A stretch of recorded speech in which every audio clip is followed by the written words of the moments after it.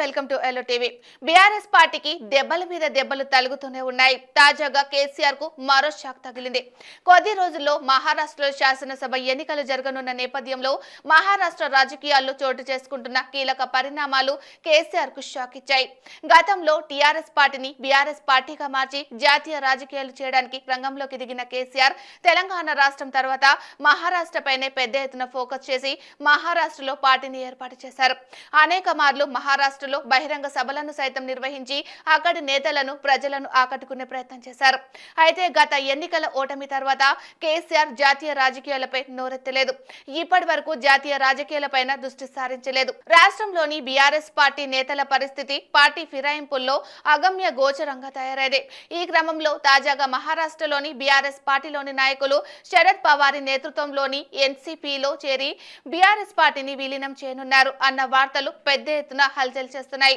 తాజాగా మహారాష్ట్ర రాష్ట్ర బీఆర్ఎస్ అధ్యక్షుడు మాణిక్ రావుతో సహా పార్టీ ముఖ్య నేతలు ఈ రోజు ఎన్సీపీ నేత శరద్ పవార్ ను కలవనున్నట్లు సమాచారం.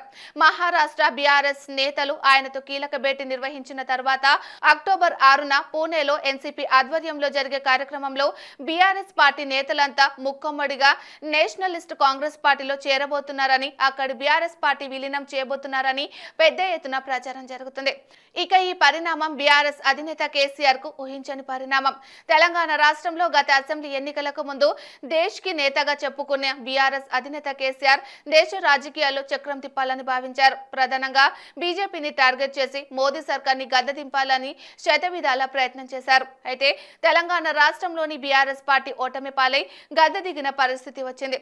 ఘోర పరాజయం తర్వాత ఆ బాధ నుంచి పూర్తిగా కోలుకోకముందే కేసీఆర్ తనయ కవిత ఢిల్లీ లిక్కర్ కుంభకోణంలో అరెస్ట్ అయి జైలు పాలు కావడం వంటి పరిణామాల నేపథ్యంలో బీఆర్ఎస్ పార్టీ మరింత కుదేలైంది.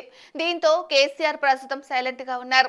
కేసీఆర్ సైలెంట్ గా ఉండటంతో ఆయా రాష్ట్రాలలో బీఆర్ఎస్ వైపు చూసిన వారంతా ఇప్పుడు పక్క చూపులు చూస్తున్నారు. ఈ క్రమంలోనే మహారాష్ట్రలోని బీఆర్ఎస్ పార్టీ నేతలంతా శరద్ పవార్ ఎన్సీపీలో చేరి పార్టీని విలీనం చేయనున్నారు అన్నది ఇప్పుడు హాట్ టాపిక్ గా మారింది. తెలంగాణ రాష్ట్రం తర్వాత కాస్తో కూస్తో పట్టు సాధించిన మహారాష్ట్రలో పార్టీ నేతలంతా జంప్ అవుతున్న క్రమంలో బీఆర్ఎస్ పార్టీ పరిస్థితి పైన, జాతీయ రాజకీయాలపైన గులాబీ బాస్ ఏం చేయబోతున్నారు అన్నది ప్రస్తుతం ఆసక్తికరంగా మారింది.